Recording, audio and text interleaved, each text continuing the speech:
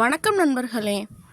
நம்ம ஊரில் காலையில் எழுந்ததுமே சூடாக ஒரு கப் இஞ்சி டீ குடிக்காதவங்க யாருமே இருக்க முடியாது. தலைவலியாக இஞ்சி டீ, செரிமான பிரச்சனையாக இஞ்சி டீ, சளி இருமலாக உடனே இஞ்சி டீ தான் ஞாபகத்துக்கு வரும். ஆனால் தினமும் நாம் விரும்பி குடிக்கிற இந்த இஞ்சி டீ நமக்கு உண்மையிலேயே ஆரோக்கியம் தருகிறதா, அல்லது அளவுக்கு அதிகமாக குடிக்கிறதுனால ஏதேனும் பக்க விளைவுகள் வருகிறதா? சமீபத்திய ஆய்வுகளில் இஞ்சி டீ பற்றி வெளியான அதிர்ச்சி தகவல்கள் என்ன? இன்றைக்கி வீடியோவில் இஞ்சி டீயின் நன்மைகள், ஆய்வுகள் சொல்லும் உண்மைகள், யாரெல்லாம் இதை குடிக்கலாம் மற்றும் குடிக்காமல் தவிர்க்கலாம், குடிக்க சரியான முறை என்ன என்பதை விலாவரியாக பார்க்க போகிறோம். நம்ம சேனலை ஃபஸ்ட் டைம் பார்க்குறீங்கன்னா சப்ஸ்கிரைப் பண்ண மறந்துடாதீங்க. ஃபுல் வீடியோவை ஸ்கிப் பண்ணாமல் பாருங்கள். இடையில முக்கியமான பாயிண்ட்ஸ் எல்லாமே சொல்ல போகிறேன். வாங்க வீடியோக்குள்ளே போகலாம்.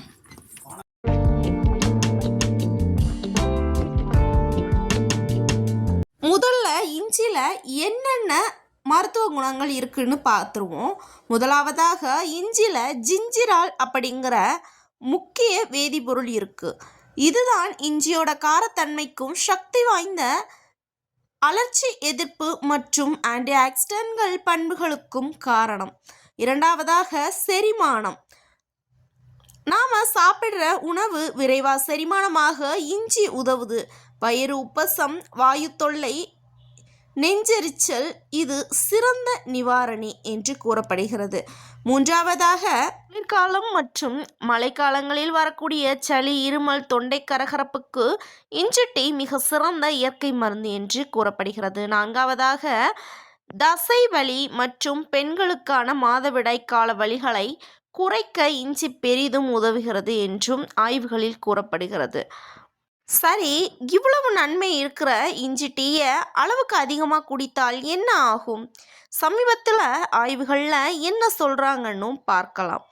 முதலாவதாக என்ன சொல்கிறாங்கன்னா, அளவுக்கு மிஞ்சினால் அமிர்தமும் நஞ்சு. இஞ்சி நம்ம உடம்புக்கு நல்லது தானே அப்படின்னு சிலர் ஒரு நாளைக்கு 3 மற்றும் 4 கப் இஞ்சி டீ குடிப்பாங்க.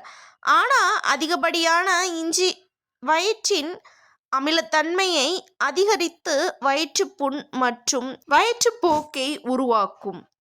இரண்டாவதாக பால் மற்றும் தேயிலையுடன் சேரும்போது ஏற்படும் மாற்றங்கள்.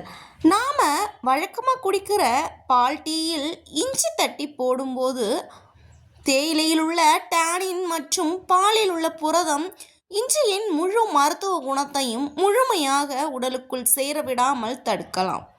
மூன்றாவதாக இரத்த அழுத்தம் மற்றும் சர்க்கரை அளவு. இஞ்சி இயற்கையிலேயே இரத்தத்தை நீர்க்க செய்யும் தன்மை கொண்டது.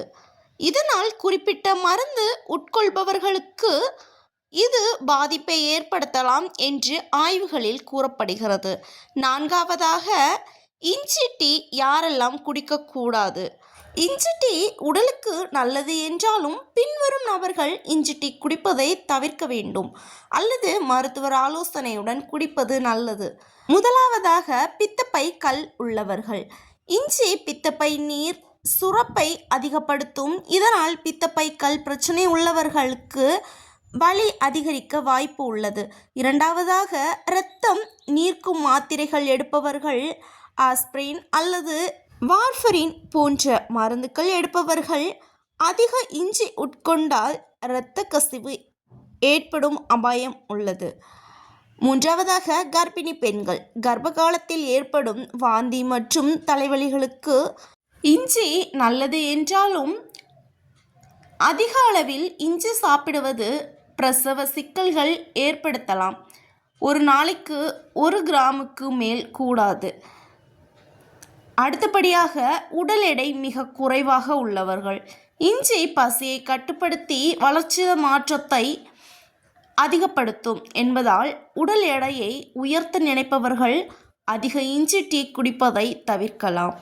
பால் டீயா இல்லை மூலிகை டீயா அப்படின்னு கேட்டால், பாலில் இஞ்சி போட்டு குடிப்பதை விட தண்ணீரில் இஞ்சியை கொதிக்க வைத்து சிறிதளவு எலுமிச்சை சாறு மற்றும் தேன் கலந்து ஹெர்பல் இஞ்சி டீ மாதிரி குடிப்பது செரிமானத்திற்கு மிகவும் நல்லது. வெறும் வயிற்றில் அளவுக்கு அதிகமாக காரமான இஞ்சி டீ குடிப்பதை தவிர்க்கவும். ஆரோக்கியமான இஞ்சி டீயோடைய செய்முறையை பார்க்கலாம்.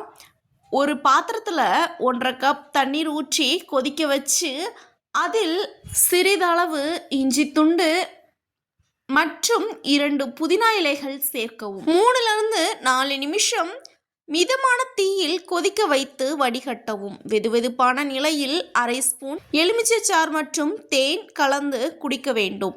இதுதான் சரியான முறை. அளவுக்கு மிஞ்சினால் அமிர்தமும் நஞ்சு அப்படிங்கிற பழமொழி இஞ்சிக்கும் பொருந்தும்.